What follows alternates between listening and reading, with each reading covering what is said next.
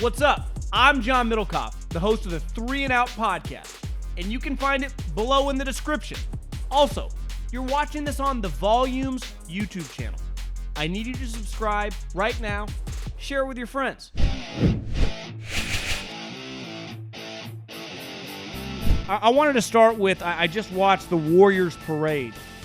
And I think, and I've had a problem with this for a long time, that the media has often got mad around draft time with football because so many guys like Bob McGinn forever, The Athletic has done a good job of this since they've been in existence.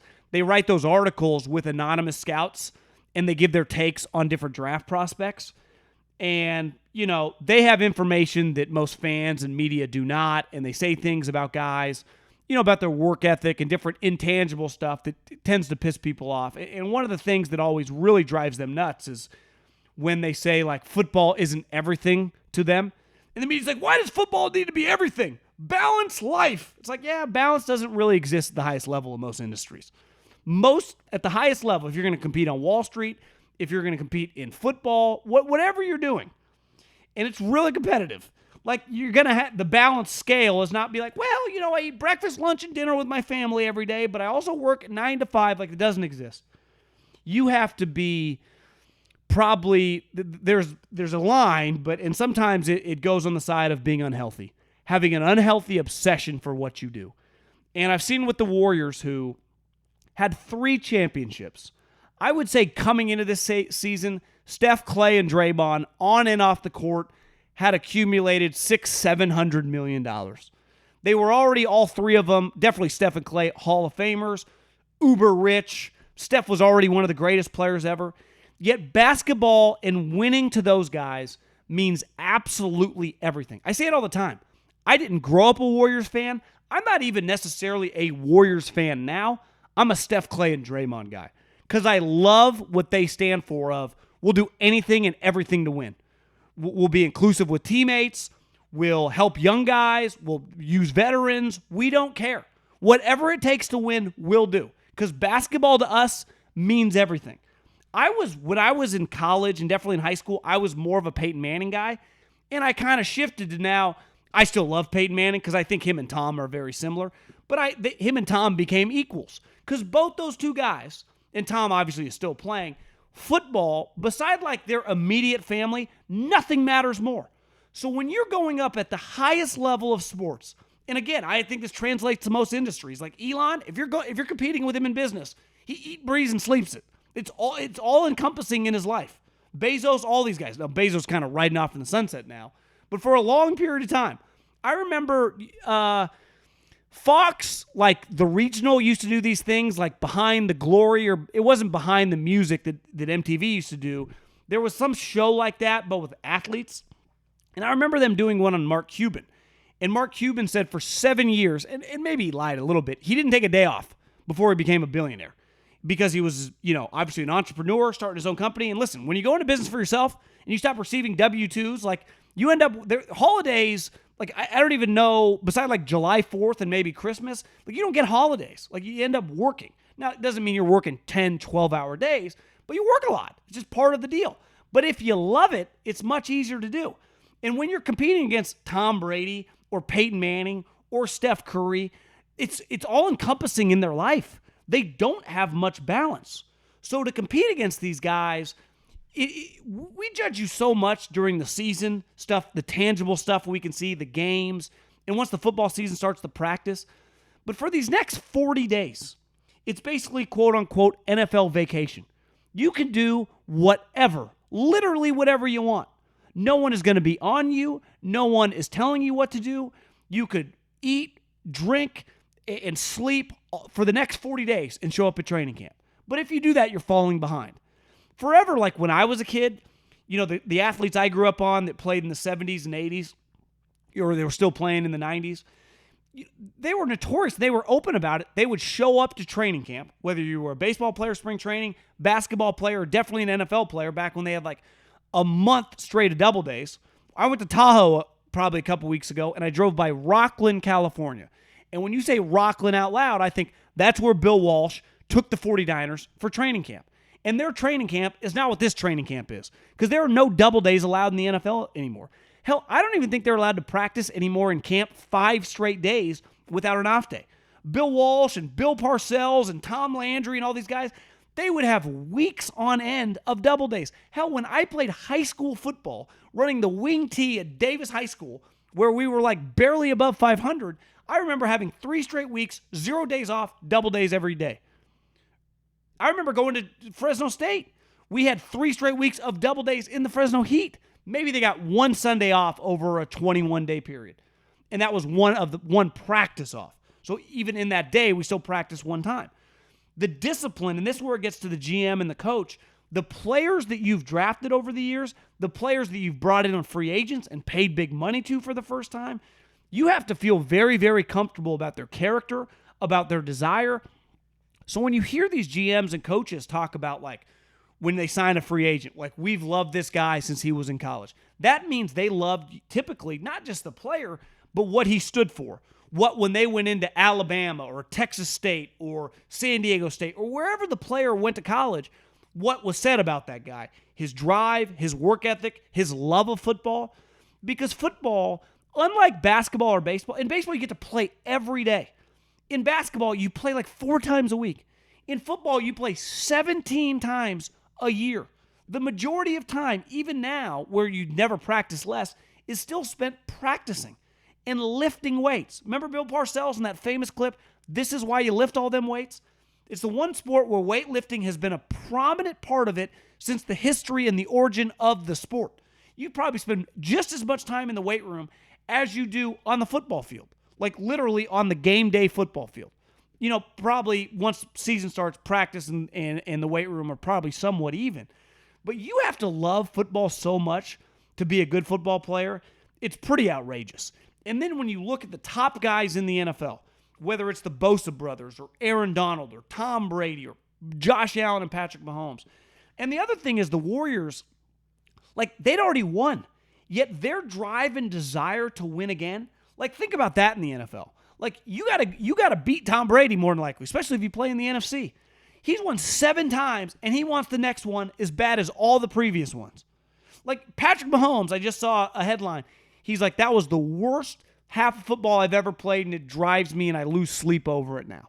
Do you think about a guy like Josh Allen now, who's, you know, kind of got to the mountaintop in terms of being considered a great player, but, like, he hasn't really done that much. So think about his drive and desire. Like, think how hard it is to overcome the top guys and how much they like it and how hard they're working.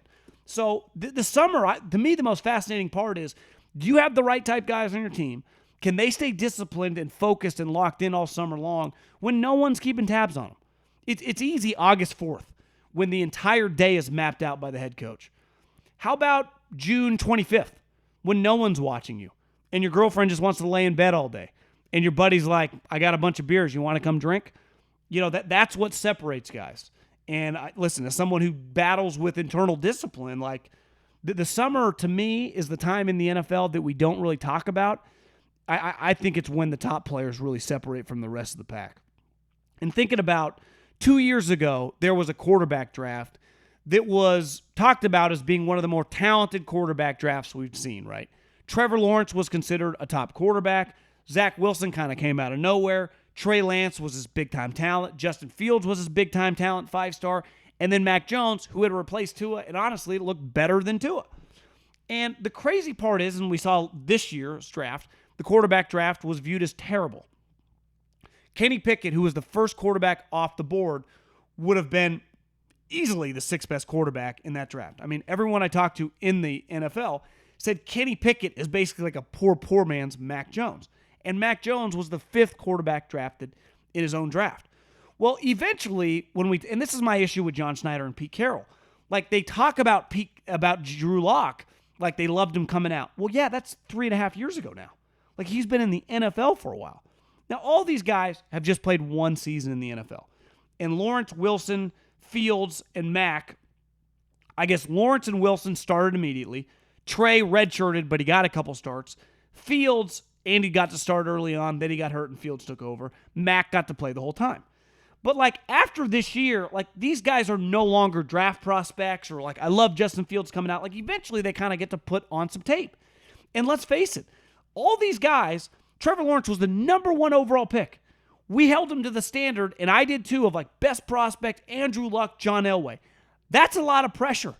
Like this year, he's going to have to show like, can you be a serviceable, like above average quarterback? You don't need to be a superstar yet, but we can no longer compare him to Andrew Luck. Andrew Luck went to a Ryan Grigson, Chuck Pagano, a guy that will never be a head coach, a guy that will never be a GM, and immediately took them to the playoffs. Immediately, year one. And really that first year as head coach got cancer and Bruce took over. Now, it turns out Bruce a much better coach than Chuck Pagano, so that was an upgrade. But still, like the thing you can't dispute about Andrew Luck, when he was healthy and he started for your team, you were going to the playoffs. So if you're going to compare Trevor Lawrence to Andrew Luck, like, are the Jags in the playoff mix this year? Like, I don't know. I was a big fan of Trevor Lawrence. The people I trust in the NFL were big fans of Trevor Lawrence. They love the guy. But I think there is some question mark, like, was he overhyped? Was he really not as good as we thought? And it's hard because he's with the Jags, who are just an all-time joke organization. But he does have a coach that won a Super Bowl. So I think we are going to be able to make some just tangible judgments at the end of the season.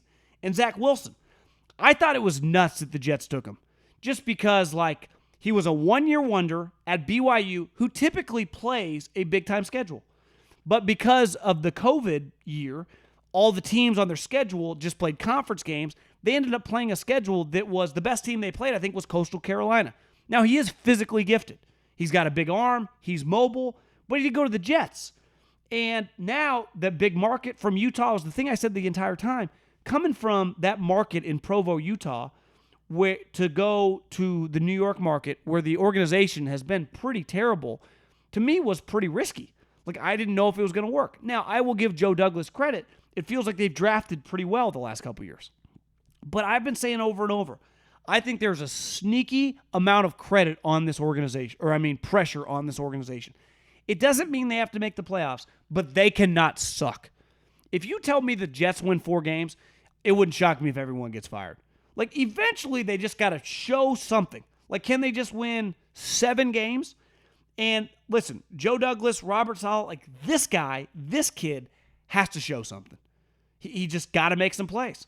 They drafted a top 10 wide receiver. They drafted a wide receiver last year. They got running backs. They signed a tight end. They've drafted offensive linemen. Like, it's kind of time to, piss or get off the pot. Do something. And I think there's pressure on the organization, but specifically him, like Trevor Lawrence, to just look like top picks. No different than Trey Lance. Trey Lance is inheriting a team that's loaded. I've been going to NFL practices now for 12 years. The Niners, just being at their practice, are a top 5 or 6 roster in the NFL. Not their quarterback. I'm just talking about the roster. I'm talking about all their positions. They have studs everywhere. And they have a coach who is the offensive coordinator, who is really good. So Trey Lance has the best situation of this group by a mile. He's got a star wide receiver. He's got a really good number 2 wide receiver. He's got a star tight end. He's got running backs everywhere. He's got a good offensive line. He's got an excellent defense. There is no excuse for him not to be just functional. And last year in the 2 games he played, again, major project, it was a roller coaster ride. And it's hard for me even being at OTAs. It's nothing like an actual game simulation. He has the physical skills. He has the arm strength. He's just going to have to do it. But he has, unlike you could make excuses for some of the other guys, well, their coach sucks, well, their team's not good enough. There are no excuses for Trey Lance. Jimmy Garoppolo, who is average as the day is long, was a starting quarterback for them in the NFC Championship game. Justin Fields, of this group, I'm probably going to give the biggest pass to. I think their coach, who I think I saw already got docked to practice, I'm not a believer, and I just think their roster is terrible. Like, I don't know how Justin Fields, and I was on the record of saying I would have taken Justin Fields over Trey Lance. 5-star guy, more physically gifted, but Kyle Shanahan clearly liked Trey Lance more. I think he thought he could process better. Time will tell. Justin Fields has a big uphill battle. Think about Justin Fields. 5-star guy, goes to Georgia out of high school, who was just fucking loaded NFL players ever. And then it kind of gets weird. Transfers to Ohio State, where they're also loaded as ever. One of the best wide receiver rooms we've probably ever seen. And then he goes to the Bears. And now he has a coach who's a defensive first head coach. Their roster's probably bottom 6-7 in the league. And it's going to be difficult. But, so he's probably got a little bit more runway. You just hope that he doesn't get a bunch of bad habits and loses his confidence. And then last but not least, he because Trey and him both had equal great spots last year. Trey didn't have to play. Mac did. Mac got an incredible landing spot, right? He gets Bill Belichick.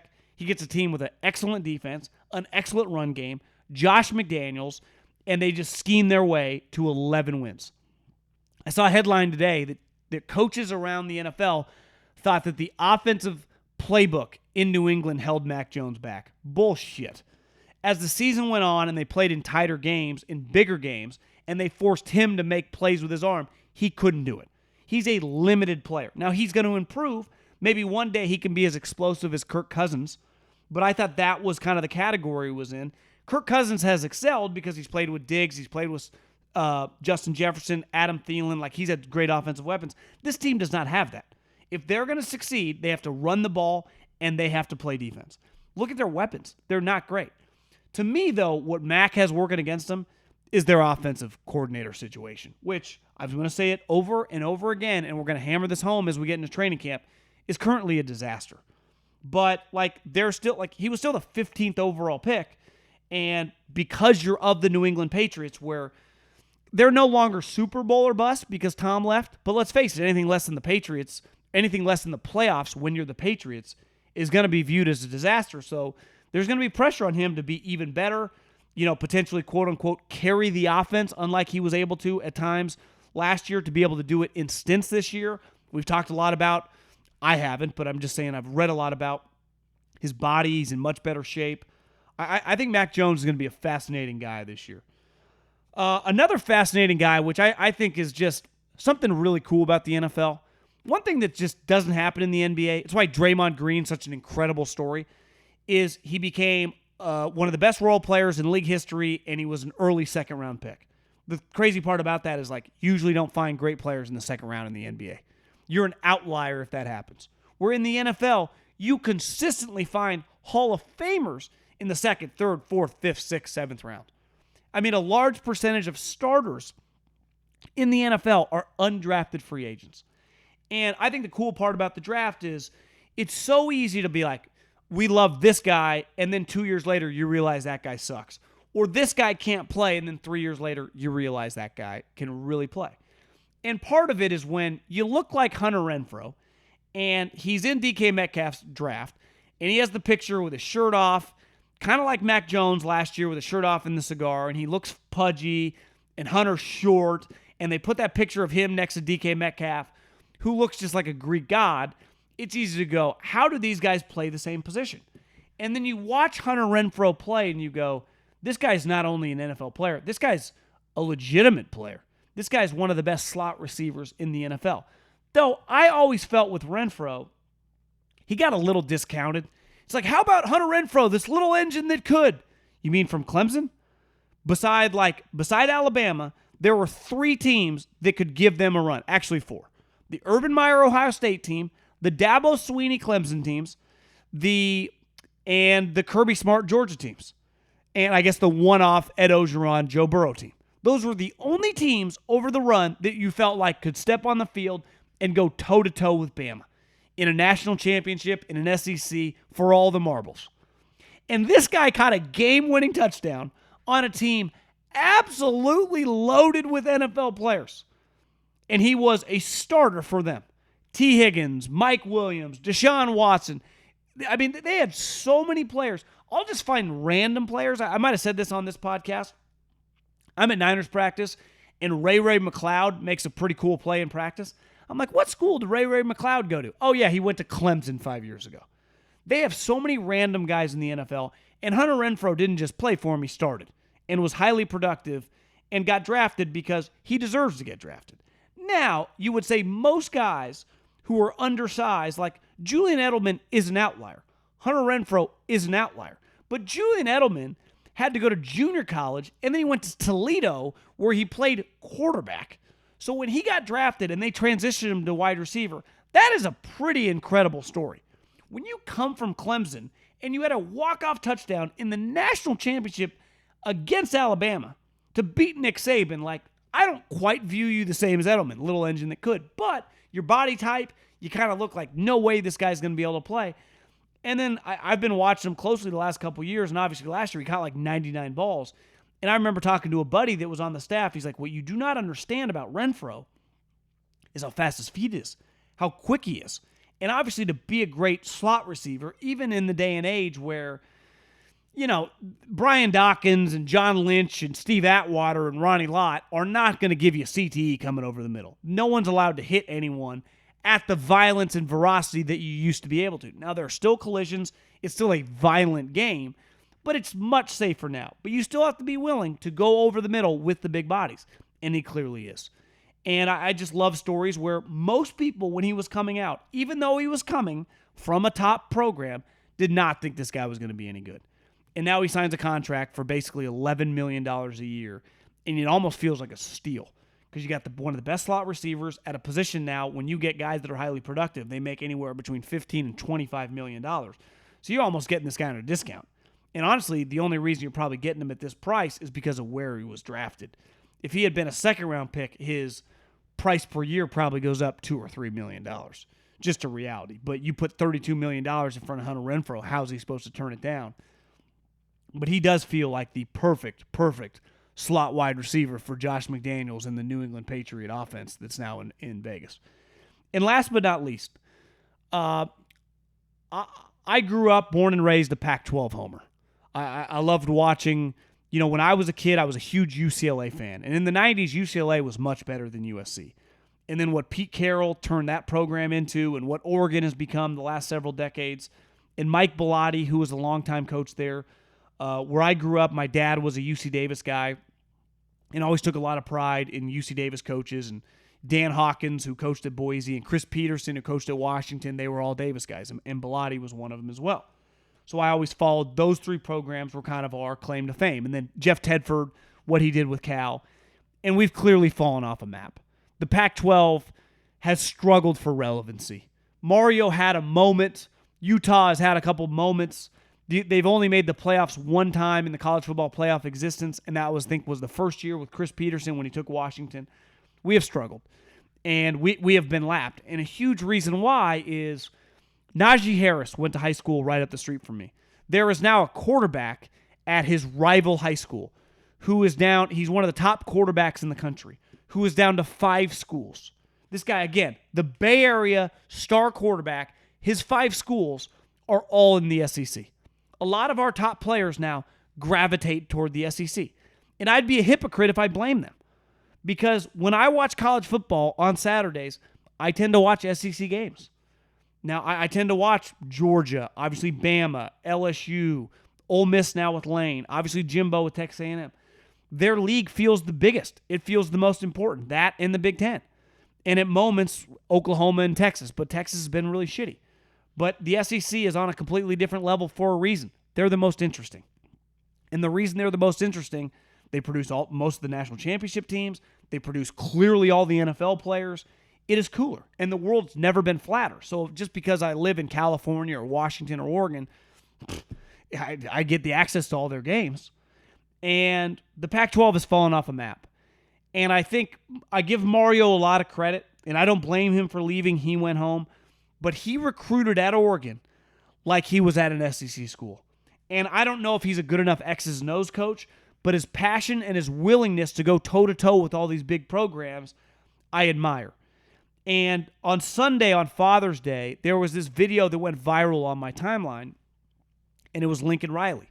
And he had taken, I think, a lot of his team and a lot of recruits to what used to be Staples Center is now, I think, Crypto.com, and who knows, maybe that thing could crash and it could be Staples Center again. Well, it probably wouldn't be Staples Center because I don't know if Staples even exist. And he took everybody to eat breakfast or brunch or lunch on center court. And the one thing to be good at USC, and I would say even just in the Pac-12 in general, to be excellent, you need to be 2 things. And Pete had this, and Jeff Tedford had this. Chip had it kind of, but Chip hated recruiting. Jeff Tedford loved to recruit. Pete Carroll loved to recruit. Mario loves to recruit. It does still at Miami. You got to be a recruiting junkie. It has to mean a lot to you. You got to take passion in it. And you got to be a great scheme guy. That's the only chance for you to succeed. In the SEC, if you're just an elite recruiter, if Mario's just an elite recruiter and can get the top end talent, because he's in the ACC, he might just be good enough to ultimately get to a college football game. Now, does that mean a college football playoff game? Does that mean he's going to win it all? No, because you have to scheme at the highest level. But I think he's going to get so much fucking talent that he's just going to get there. Look at Harbaugh. Harbaugh's not a great scheme guy, but he recruited so well, they're so tough, and they finally made a run this year. Now, they got curb stomped in the game, but they got there. And I think Lincoln Riley, I think there's some question marks because one thing he didn't do at Oklahoma that he has to do at USC if he's going to win a national championship. He doesn't necessarily have to do if he's going to win the conference because really I view him, he's got to go through 2 programs to win the conference. Utah, who is never going to recruit the caliber of player Lincoln Riley's going to recruit, but they never have. They can scheme and they can play football as well as anybody, given their talent. Now, in Oregon, I don't know if Dan Lanning is a great coach or not. He's coming from Georgia. He'll be able to recruit because Oregon always can. But Lincoln Riley, like Chip Kelly is going to hang with Lincoln Riley, 0 chance. Arizona State, which I think is a sleeping giant, is in shambles. Arizona sucks. Colorado's awful.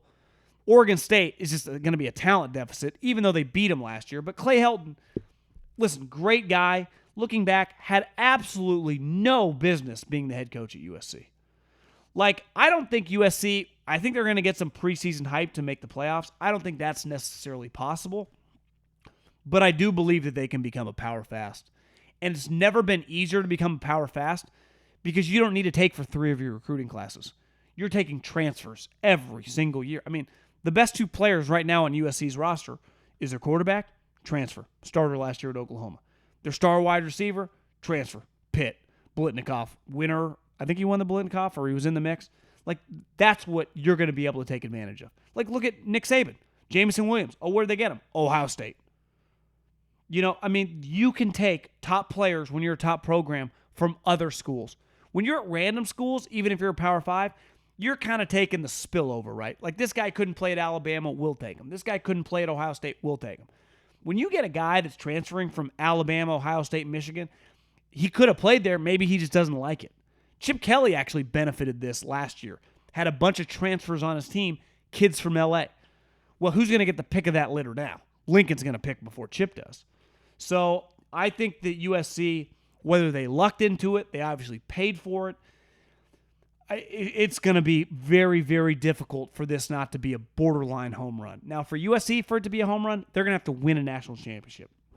But I don't think it's inconceivable within 2 years, given their conference and their road to get there, they could be a playoff team. Now, once they get to the playoffs, they could be overwhelmed, and Georgia, Bama, A&M, Ohio State could kick their ass. Very, very feasible. But I think it's going to happen much faster, and it makes sense. The game has changed. Here's the other thing USC has going for it.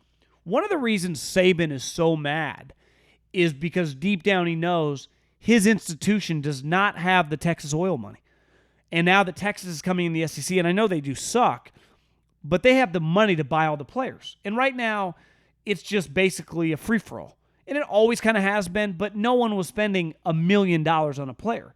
Even if you were getting a top player, you were giving them a bag of cash.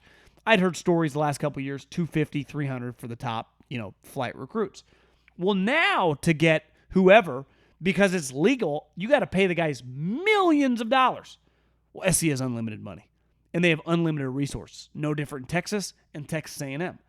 That is the biggest obstacle for some of these programs in the SEC. Like, can LSU? Can Alabama? Can Ole Miss? How are they going to financially hang with the oil money and the SC money? And if Lincoln does this right, which I think he knows he can because of the resources, they're not. And he's going to start getting them. And they're going to become cool again. Partly because he'll be able to pay. He was able to recruit at Oklahoma. Now, Oklahoma's always recruited well, but he recruited really, really well the last couple of years. So if he recruits at this level with the cash backing, I'm telling you, I saw that clip of them eating lunch with all the fathers and Father's Day and all the top recruits, and I just went, this is a long way away from Clay Helton. Thanks for watching 3 and Out. You can check out the podcast below in the description, and make sure you subscribe right now to the Volumes YouTube channel.